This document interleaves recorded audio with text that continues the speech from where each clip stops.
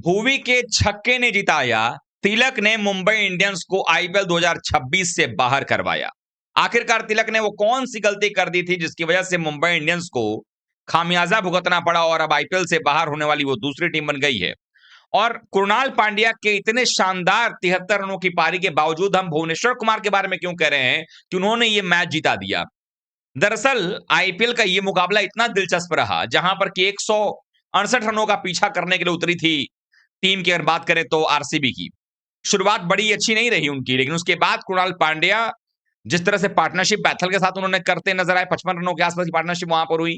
और कृणाल पांड्या अकेले ऐसे खिलाड़ी रहे जो जब तक आउट नहीं हुए पारी के 18वें ओवर में, तब तक टीम को अकेले ढोते रहे। 43 गेंदों में 46 गेंदों में एक्चुअली 73 रनों की पारी उन्होंने खेल दी थी।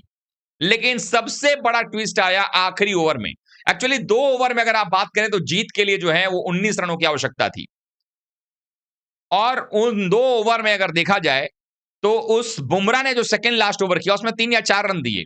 अंतिम ओवर में 15 रनों की जरूरत थी जीतने के लिए।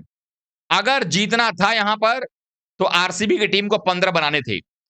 अब पारी के 20वें ओवर में गेंदबाजी की भूमिका राज अंगद बाबा को दी जाती है। पहली गेंद वो वाइड करते हैं। अब 14 रन चाहिए थे 6 गेंदों में।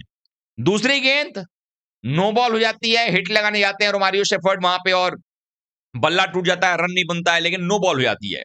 यानी कि गेंद अभी भी वो काउंट नहीं होती है। और अब जो है चाहिए होते कुल मिलाकर 13 रन, गेंदें बची होती हैं 5। उसके बाद उस ओवर की पहली लेजिटिमेट बॉल होती है, सिर्फ सिंगल मिलता है। यानी अब 4 गेंदों में, या यूं कहें कि अब जो है 5 गेंदों में, क्योंकि 6 गेंद में 13 चाहिए थे, या 5 गेंदों में जो है 12 रनों की जरूरत थी। उसके बाद उस ओवर की दूसरी गेंद आती है, फिर से 2 रन मिलते हैं, यानी एक वाइड का और एक रन भागते हैं, तो 2 रन हो जाते हैं। अब चाहिए थे 4 गेंदों में 10 रन, और ड्रामा यहीं पर शुरू खत्म नहीं होता है। अगली गेंद राज अंगद बाबा यॉर्कर डालते हैं रोमारियो शेफर्ड को और कोई रन नहीं मिलता है।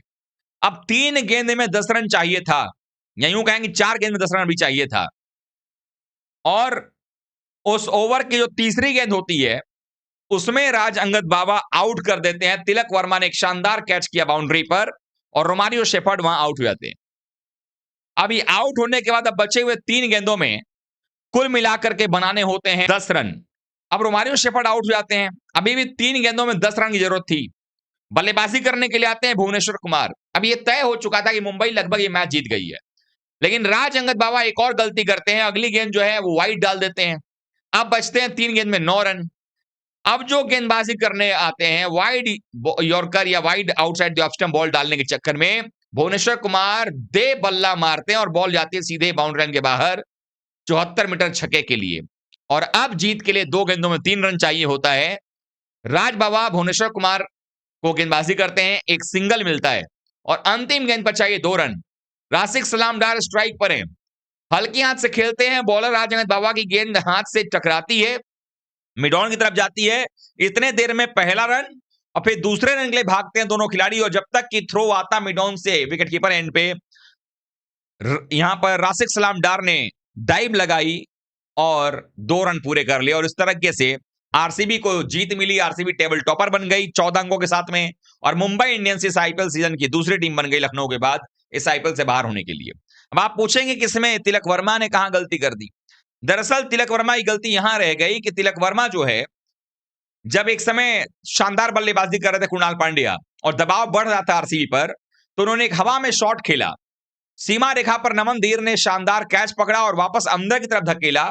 तिलक वर्मा खड़े थे, तिलक वर्मा ने गेंद पकड़ा ही नहीं, बिल्कुल हाथ में गेंद थी, छोड़ दिया, नहीं पकड़ा, गए ही नहीं पकड़ने के लिए। बाद में वो कहते पाए गए कि आपको आप पैर जो है वो बाउंड्री रोप को टच कर गया था, यानी कि बॉल छक्के के लिए हो गई थी, 6 हो गया था, इसलिए मैंने नहीं पकड़ा। बाद में रिप्ले में पता चला कि कोई 6 नहीं हुआ था, वहां पर एक भी रन नहीं बना था। और उसके बाद अगली 2 गेंदों पर 2 छक्के कृणाल पांड्या ने जड़ दिए, और ये वो 2 छक्के थे जो जीत और हार का अंतर अंतिम में जाकर के बन गए। और फाइनली आरसीबी की टीम जो है वो जीतती हुई नजर आई भुवी कुमार के छक्के के द्वारा। तो ये मुकाबला बड़ा इंटरेस्टिंग रहा।